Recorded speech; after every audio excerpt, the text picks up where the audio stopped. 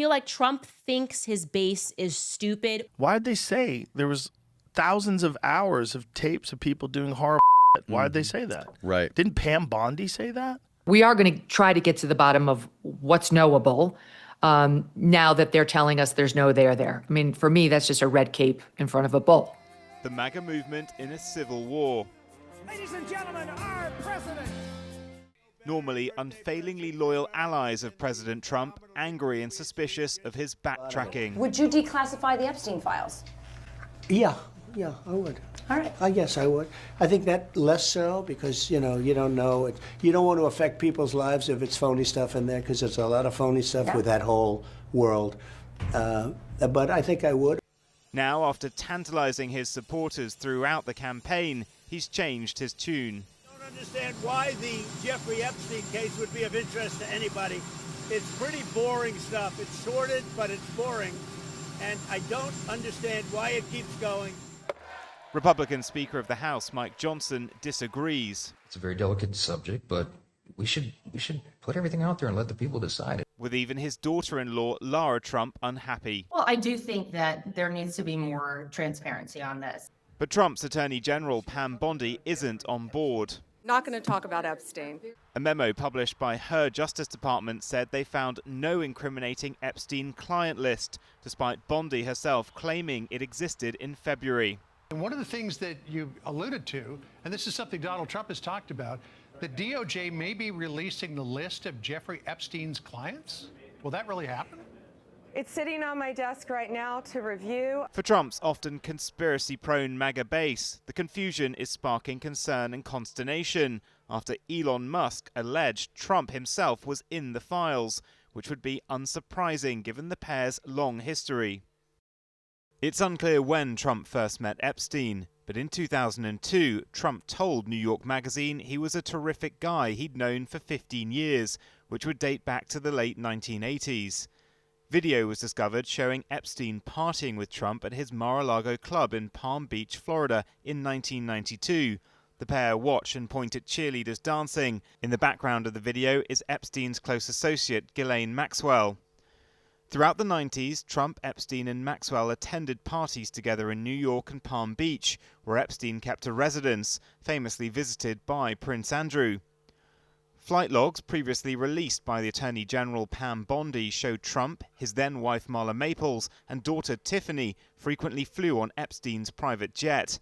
In Epstein's black book, 14 different numbers for Trump, his close family and staff were found.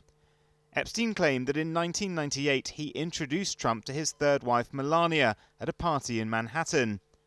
In that 2002 New Yorker magazine article, Trump famously described his friend as a lot of fun to be with. It is even said that he likes beautiful women as much as I do, and many of them are on the younger side.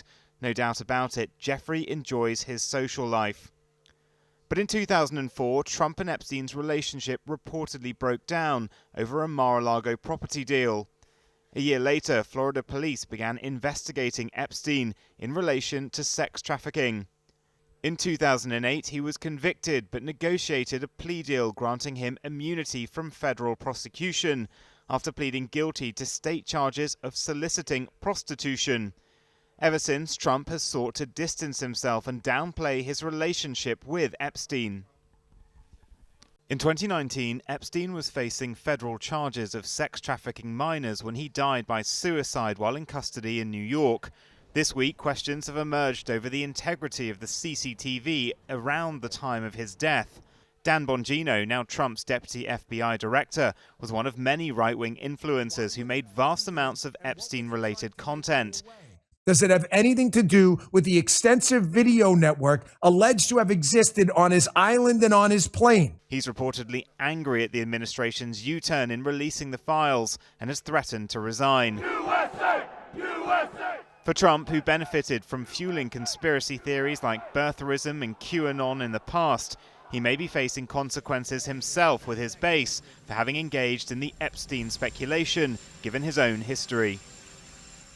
Well, joining us now to discuss all this is Robert Topinka, senior lecturer at Birkbeck School of Creative Arts, Culture and Communication. Robert, why have the Epstein files captured the imagination of MAGA? Well, the Epstein files have become this sort of respectable way for MAGA supporters to refer to the QAnon conspiracy theory and tap into the energy from that conspiracy theory. This idea that Democrats were behind a corrupt system of child sex trafficking. Epstein became sort of the figurehead for that movement, came to be identified with that movement. And throughout the campaign, Trump officials, Trump himself, J.D. Vance, Dan Bongino, the deputy director of the FBI when he was still hosting a podcast, relentlessly teased the release of the Epstein files. They even had some MAGA influencers come to the White House to receive a binder that said Epstein files phase 1. So they've really teased it. They've really built it up. And now for Trump to say, I don't know why everyone is talking about this, let's move on, has sort of split the movement. And we've seen in recent years, as you mentioned, conspiracies like QAnon and Pizzagate relating to children. They go very viral, preying on an understandable general concern for the welfare of minors. Have the Epstein files just become a catch-all for this kind of sentiment? Or is it to do with the sort of influencer mechanism, ecosystem of generating content, which has really stirred all this up? Well, I mean, it's really both. I mean, the Epstein story captures two of the big kind of themes of QAnon, which is child sex trafficking, which Epstein was himself engaged in, and the idea that Hollywood and Washington, D.C. elite are in on it. And certainly there have been, releases of names who Epstein was associated with, friends with, some of which may or may not have been, traveling to his island with him. But it brings together this idea that there's a kind of connection between Hollywood, D.C., and child sex trafficking. So Epstein captures those things together. And then because there have been so many kind of court reports, releases, incomplete information, it creates fodder for influencers online to sort of tease a new release, to say, oh, I have some insight into these files, to say someone needs to come along and reveal what's really behind all this. And Trump was promised to be the person who did that. So that's part of the betrayal now, with him saying, why is everyone talking about this all of a sudden? So do you think Trump has created this problem for himself by incorporating their release into his campaign message last year? Yeah, I mean, it's sort of a surprise. I mean, I think he could have kept teasing it, really, because some QAnon influencers are already saying, actually, this is a sign that Trump is going to release the real files later, that these are just the files Obama left him and they've been doctored. People are alighting on the phrase Trump used in one of his Truth Social posts, referring to Epstein as a guy who never dies. And they're saying, oh, this is a sign that Epstein's really alive and that Trump can't tell us now, but he's going to tell us further down the line. So he could have kept doing that, I think. But with Pam Bondi repeatedly saying, oh, I have the list of Epstein's associates on my desk, I'm going to review it and release it.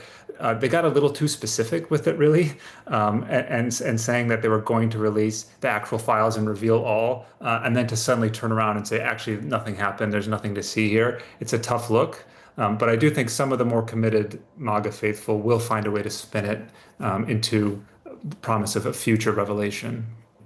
He has midterm elections next year. How big an issue could this be for him with his own base, given his close relationship with Epstein in the past? Yeah, I mean, Steve Bannon has been worrying about this, Trump's former advisor, saying, what if we lose 10% of the MAGA base? That'd be enough to affect us at the midterms.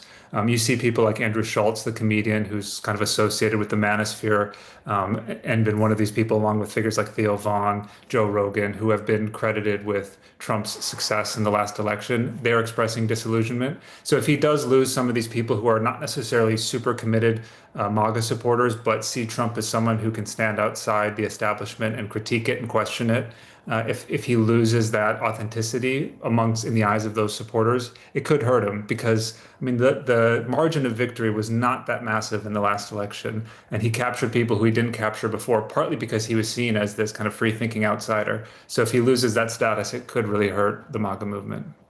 And can the Democrats capitalize on this now at all, given the Republicans have peddled false conspiracies like birtherism with President Obama and the Clintons being violent criminals? Is this something they can weaponize now? I think they could. I mean, so far they seem to be a little reluctant to do so. It seems like an obvious political win for them. But of course, Epstein had connections in the Democratic Party as well. They've also bungled previous attempts to attack Trump, the Russiagate scandal that Trump was able to turn against them. So I think there's some caution there because he was so successful referring to the Russia hoax, as he likes to call it. And again, he's bringing that up again as he tries to defend his decision not to release the Epstein files. So I think they have been burnt in the past by this, and they're still a bit disorganized and unsure how to respond to him. But it does seem like an obvious opportunity for them. And do you think Trump might do something now to try and distract from this whole scandal? Yeah, he is. I mean, and you can see his supporters taking up the lead on this. I mean, they've been flouting and Alligator Alcatraz, praising ICE, pointing to the auto pen scandal, as they describe it, with Joe Biden having used an auto pen to sign key documents. So they're definitely trying to shift the discussion to something else. And we'll see how successful it can be. I mean, right now there are still people who, in the MAGA movement, who are expressing their upset over this, but others are happy to go along with the new talking point around ICE and around the auto pen. Robert Topinka, thank you very much. Thank you.